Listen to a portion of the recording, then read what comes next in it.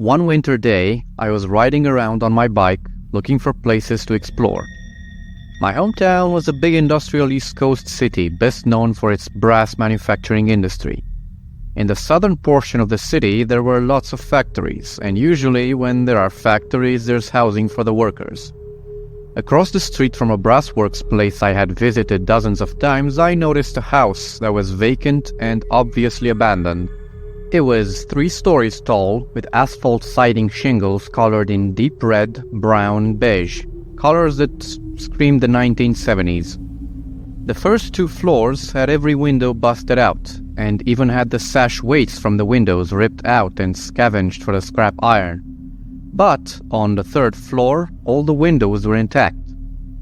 Intrigued, I made my way into the building, which was very easy to do, because not only were there no windows, but there were also no back doors. Only the front door remained. Walking through the building was not easy though, because the entire apartment was covered waist deep in garbage bags.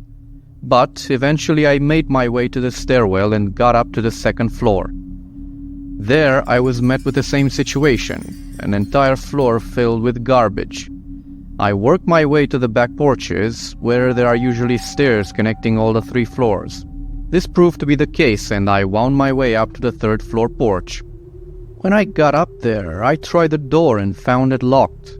But as I looked away from the door, I saw that someone had taken a heavy-duty orange extension cord and grafted it into the power lines coming from the nearby telephone pole. The cord had obviously been there a while because the parts of the cord that were exposed to the sun had bleached to a pale yellow. The rest of the dingy orange cord went into the house through a hole drilled into the wall. So I thought to myself, okay, this place might have some power. Interesting. Since I couldn't open the back door, I went back into the 2nd floor apartment and I waded through the trash until I found the stairs to the 3rd floor from the other side of the building. I followed the stairs up, and as I approached the front door, I started to feel that something wasn't right. The place was warm, but not just because I was out of the winter wind and in an enclosed space while dressed in full winter attire. No, it was actually physically warmer. I approached the door and turned the knob slowly with my gloved hand. I made no noise, but it turned completely. As I started slowly pushing the door open as quietly as I could, I was hit with a blast of heat that fogged up my glasses. Inside, through the cracked open door, I could see that there was indeed power. As I opened the door the rest of the way, I found myself in a kitchen with eaten food on the table, next to a cup filled with cigarette butts, and one smoking cigarette on top of the pile. There was also a gas kitchen stove with all 4 burners on high. At least that explained the heat. I stood in the middle of the kitchen and looked around, and since this was an attic apartment, it was very small. The kitchen was no more than 10 by 10 feet, and because of the staircase leading into it, it was shaped like an L. There was a living room off to the side that was darkened, a single bathroom, and to my left towards the front of the house was a single bedroom. It was there that I heard sounds, people talking. I stood still in the doorway listening for a minute until I realized that what I was hearing was in fact a television tuned to Judge Judy. I worked my way towards the bedroom. I could see the television playing in the corner through the partly open doorway. When I reached the door, I opened it slightly and looked inside, ready to run if I saw a person in there. I didn't, but what I saw was kind of worse. The bedroom was barely larger than the bed inside it. The television was crammed into the corner, stacked on top of some milk crates. Also, there were some damaged computer speakers and other electronics that I could tell had been salvaged from the dumpster behind Office Max, being somewhat of a veteran dumpster diver myself. There were multiple sets of speakers, and some even had subwoofers with them. But there was also an old VCR stacked inside the crates, with cables going both into the TV and into the other corner of the room. I followed the cables and found more crates, which were filled with camera batteries, chargers, and an old DVD duplicator. And on top of the crate was a semi-bent tripod. Things were starting to click at this point, but turning back to the bed clinched it for me. The bed had no blankets, only a single pillow and the bed sheet on the mattress. A sheet that had red splotches towards the center. As I turned to start heading back out, I noticed handcuffs hanging off the bedpost. That was it. I walked as quickly but as quietly as I could back down the stairwell, and instead of going through the apartments below again, I took it straight down to the bottom floor, where I found the front door unlocked. I got out of there as fast as I could, took my bike, and rode off with a sigh of relief. 3 months later, though, the house burned down. A while ago, I went to an abandoned hospital with a friend. On the outside of the building, there was a large square staircase that led up to the roof. The entrance to the staircase was blocked by a locked steel door. So the only way up was to climb the staircase wall on the outside up to the first landing. My buddy boosted me up. I climbed over, and the first thing I saw was a sleeping bag with a steak knife next to it on the landing. I called down, "We're definitely not alone here, dude." "No, but it's cool," says a voice behind me, scaring the shit out of me and causing me to jump and whirl around. There was a young, dirty, homeless-looking guy standing there. Then, he starts coming down the stairs from above, with his hands up and palms out. "Didn't mean to scare you." He takes a seat on the stairs, so I carefully step on the handle of the steak knife. I keep the knife secure while I lean over the edge to pull my friend up. We had planned to sit on the roof and drink beer, so we offer the homeless guy beer, which he gratefully accepts. We sit around on the staircase, drink together, and the entire time is basically uneventful. We shoot the shit for a while. We're talking about the city, the cops, traveling, life in general. Turns out the guy is basically a drifter. Been in town for a week or so, but overall a nice guy. Things are going pretty well until, out of the blue, he asks, "You guys are human, right?" I fucking hate it when I meet people that end up being aliens. And you never know until you peel their skin off. They've been after me a long time, you know. They don't stop. They never stop. Sometimes, I think I should just kill everyone just to be safe. He's definitely not joking. And there's an uncomfortable silence as my friend and I realize this guy is fucking crazy. "Yeah, man," I say. "We're human. We just wanted to check out the place and drink some beer. We're gonna go ahead and move on now. We definitely don't want any trouble." He just stares in silence, so we leave him the last beer, carefully back up the railing, jump down, and walk away very quickly, constantly looking back over our shoulders. The entire time he's just standing there, still and silent, watching us leave. That place is still abandoned 5 years later, and we've never been back. I'm not a believer in the supernatural, but humans can be deceptive and dangerous in ways you can't even see coming. I was exploring an abandoned hospital in an isolated mountain area. Back in the 1930s, when it first opened, this hospital housed many tuberculosis patients. The building wasn't very welcoming in itself, very communist style. But the mountains around it made it a nice place thanks to the view. I started by visiting several floors: bedrooms, restaurants, administration, church, cinema, swimming pool. There was everything in this huge building to make a long stay as comfortable as possible for the patients. This made for a very interesting exploration. Some hallways seemed like they had survived a fire. The walls were darkened with what looked like smoke, but there weren't any other signs of an actual fire.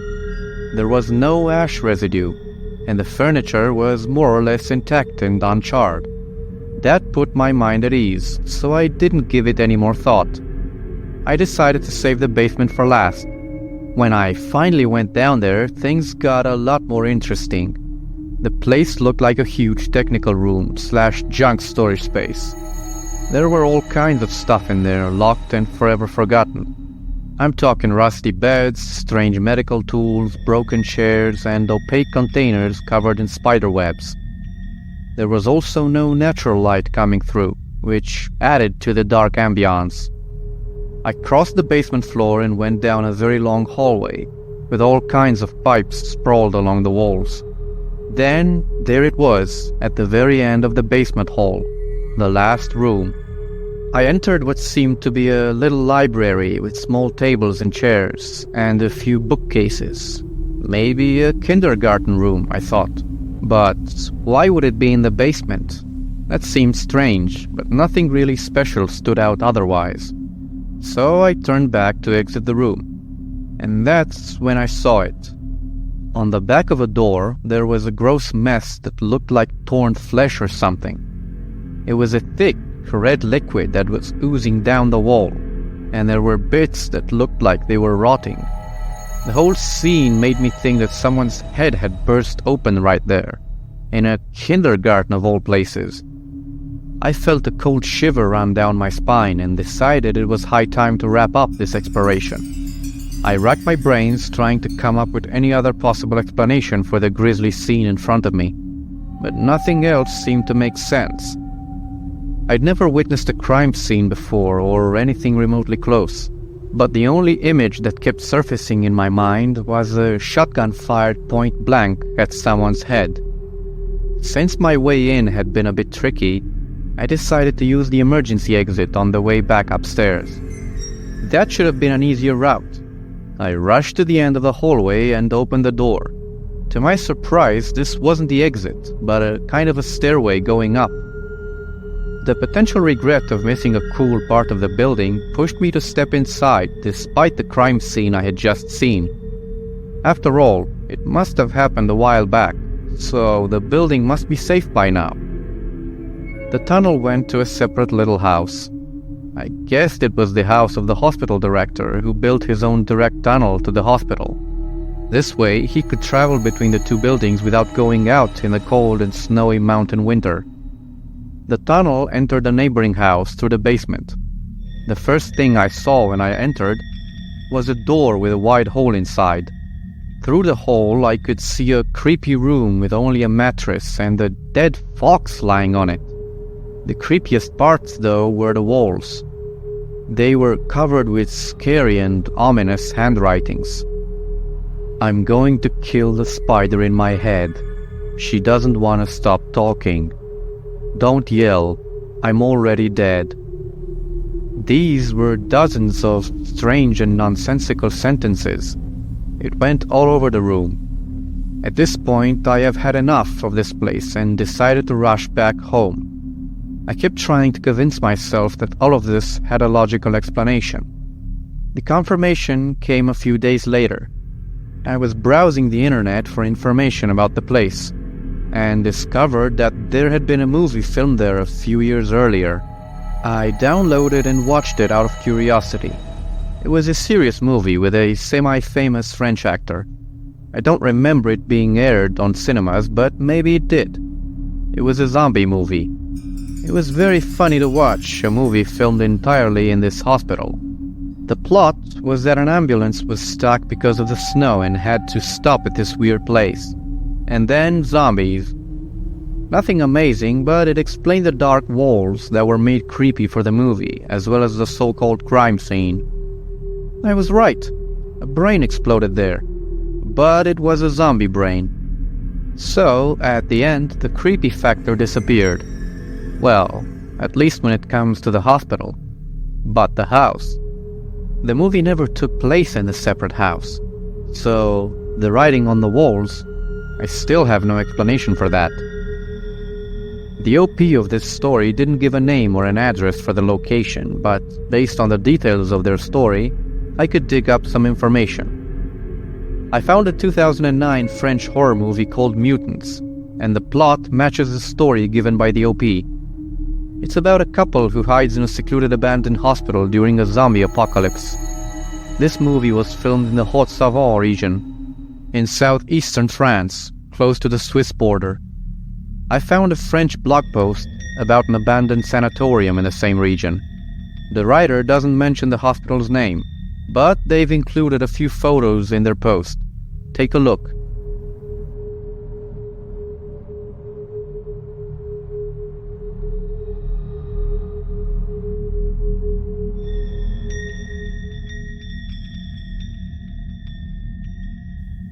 There is an abandoned East Coast insane asylum that I've often seen posted, both on Reddit as well as various other places around the internet. I personally have been there probably 10 or 15 times over the course of a decade, and each time I've found something new, as the complex is very spread out and very massive. What I've never seen posted though, nor even mentioned, is the maze of tunnels beneath the complex. Connecting each building is a subterranean network of tunnels for steam, water, sewage, and electric. The tunnels are all roughly 10 to 15 feet underground and quite long. They lead into the basements of different buildings of the complex, with an emergency escape hatch that leads out into the woods behind the complex. One weird thing is that most of the entrances to the tunnel system are hidden in the walls. I exited through a door once and found myself in a room that looked like the building's post office. I had been there multiple times before and never noticed that there was a hidden passage integrated into the wood paneling. The complex has been abandoned for 20 to 30 years, so parts of the tunnels are very wet with leaking water. When you're down in them, you constantly hear environmental noise, as well as echoes from your own movements. There is nothing reflective down there, and there are no outside sources of light. If you don't have a bright enough flashlight, it can get kind of difficult to make out features of things in the distance. You're relying a lot upon details like size, shape, and slight differences in color to determine what you see in the distance before you get next to it. It's like walking on a moonless night with just an LED pen light trying to find your way around. Now, for the terror. First of all, I have a stupid habit of going into these places by myself. I've recently started thinking twice about doing this, because you never know when an accident could happen, leaving you alone, underground, in the dark. The last time I was in the tunnels, I was by myself, with a single AA battery-powered 100-lumen LED flashlight. Mistake number 2. During this excursion, I decided to follow the tunnel down to what was the water treatment building for the complex. This tunnel slopes downward, so the leaking water runs down and collects at the tunnel's end. So, at the end of the tunnel, I enter this large room with 2 15-foot-tall water storage tanks. There is probably an inch of water and muck on the floor, which makes a stuck noise when you walk. I'm standing still, walking around with my flashlight, and from the opposite side of the room, around 20 feet away, I hear stuck, stuck. There's someone else in this underground room with me. I shine my flashlight across the room, but don't see anything. Yet I keep hearing the wet footsteps. All of a sudden, I shine the light on this human-shaped object that is just black. There's no difference in shading or anything. It's just like a shadow against the peach-colored concrete wall. I stammer out hello? All of a sudden, I can see this person's eyes flash up, reflecting back my flashlight, but that's it. I don't know if the person was in a ghillie suit or what, but it's impossible to make out anything distinguishable. I don't know what kind of weirdo sits out in a full black getup to rummage through the underground. So at this point, I flip out. I spin 180 degrees on my heels and bolt out of there. I'm flying up the inclined tunnel, slipping and sliding all over the place on the damp concrete. I fell a handful of times, sprained my wrist badly, and got a number of cuts on one knee. That run through the underground tunnels felt like an eternity. If you've ever seen the subway scene from the movie 28 Weeks Later, that's the closest thing I can approximate it to. It was the closest thing I've ever experienced to a living nightmare. I've never been so terrified in all my life. Looking back, I'm sure whomever I met down there in the dark was probably as terrified as I was, unless they were crazy as hell. I have no reason to believe they followed me, and they probably ran back the way they came, same as I did. I noticed that they didn't have a flashlight on. What I think probably happened is that they noticed my light and pulled a hoodie up over their head, turning their light off and tried to hide as best as they could. If there's a takeaway from this, it can be summed up in a single sentence. Don't enter strange underground tunnels through hidden doors beneath long abandoned and forgotten insane asylums with a single tiny flashlight when you're by yourself. The OP later comes back with an edit. Apparently, they had found and retrieved some old laptops from previous trips to the asylum. Obviously, the laptops are extremely old. This one's a 1991 model. As you can see in this picture, the laptop was manufactured by Zenith Data Systems, a company that no longer exists. There's a tag attached on the side. It reads property of OMRDD, which stands for Office of Mental Retardation and Developmental Disabilities. Later, the office would change its name to Office for People with Developmental Disabilities. The OP managed to get one of the laptops running and found a few written letters from the patients. We get a picture of one written by a schoolboy named Alex. It's pretty long, so I'll leave it on the screen for those of you who want to read the entire text. The letter mentions, among other things, that Alex is very bored with life in the insane asylum. He wishes his family visits could last longer. It seems these digital letters are Alex's only way to connect with the outside world, and he repeatedly asks for confirmation that his messages are going through. His biggest regret, according to the letter, is missing out on the opportunity to make it onto the basketball team. But Alex seemed to still have big plans to become a renowned player. It's unclear why Alex was in the asylum in the first place, or for how long his stay would be.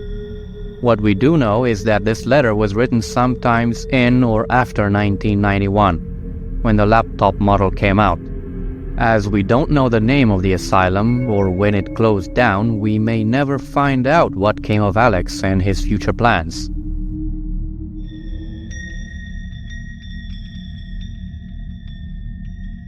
I live in a rural area in a mountain range. The place was a huge vacation destination for people from large cities up until the 1980s. After air travel became relatively cheap, these hotels lost most of their business. Families from the city stopped spending 3 to 4 weeks at a time at these resorts. As a result, there are a lot of abandoned hotels where I grew up. These resorts can be huge. I'm talking former 5-star resorts with hundreds of rooms, several pools, dining halls, ballrooms, skylifts, all abandoned now for about 20 to 30 years. Parts of these resorts have been heavily vandalized and burned down. Some of them, though, have relatively high-tech security and are regularly patrolled to prevent vandals and copper thieves. Because the area is just a collection of small hamlets, there's very little to do for bored high school kids. When my friends and I were around 15 or 16, we would climb around these places, screw around, see how far we could get into these decrepit ruins. One of the largest of these former resorts was kind of in the middle of the woods, not far from our high school.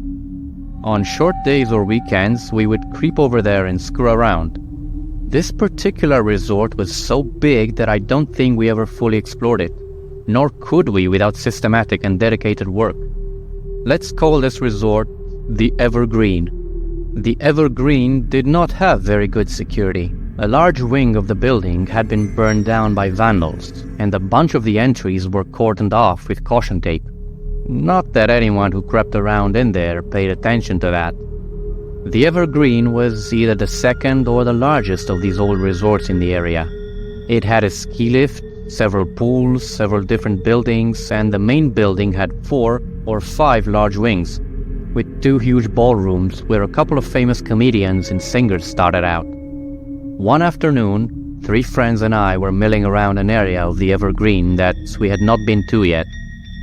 This part of the Evergreen was towards the old ski lift, farther away from the main entrance and the road, and concealed behind a thicket of trees. This building had 3 floors and looked pretty run down compared to some of the others. There was very little sheetrock left on the walls. The paint had peeled off almost everything. The ceilings were sagging or collapsed in some places. There were little piles of rubble in every corner and junk scattered around everywhere. Most of the rooms had the furniture still in them, but it was generally trashed. No mattresses on the beds, and everything was falling apart or rotting. We started looking around, first on the ground floor and then moving up. Some of the rooms were burned a little due to people starting fires, and there was generally trash, peeling paint, and old belongings kind of strewn about in the lower rooms. We started seeing dried spatters of what we were pretty sure was red paint or spray paint on the walls. When you bust the tip of a can of spray paint, the paint sputters out sometimes and spatters instead of atomizing. So that's what we figured had happened, because there was plenty of graffiti all over the place. As we got to the third floor though, there was way more of this red stuff than elsewhere in the building. It looked like it had kind of dripped before drying in spots. We still didn't think much of it because, well, there was still plenty of graffiti and a bunch of it was in red paint, and spray paint drips too. Although, someone did point out that some of the red spatter was almost black, much darker than the other red spray paint. Finally, we got to one of the last rooms on the third floor. The door was still attached, barely, but not a single other door in the building was left standing. There was writing in bright red spray paint on the door that said, "Rape Room" in big letters. And of course we went in because we were 16 and absolute idiots. If this were a horror movie, the loud lady in the front row would have started screaming, "Oh, hell no, don't go in there." Anyway, the inside of this room was disgusting. We were immediately hit with the powerful stench of dried blood. It has that iron-like tinge to the stink. It also smelled of feces, piss, rotting wood, stale cigarette smoke, and pretty much everything disgusting that you can think of. The room was littered with used condoms, probably hundreds of them. Some of them were old enough to be crusty, and being 16 and stupid, we obviously checked them. There were a couple of rotting chairs in there, and really disgusting discarded items of clothing. Once we realized what was in the middle of the room, we started to freak out. There was an old mattress lying on the floor. It looked like it had been blue at one point, but now it was a fetid brownish red with a big, deep red stain in the center. The red stain was still noticeably moist, and it looked like it had soaked through the mattress. Now, I can't say for sure if it was blood, but it looked a hell of a lot like blood. After a couple of minutes, we all kind of looked at each other and got the hell out of there. Never even went back to the Evergreen after that. A year or so later, that building of the resort burned down.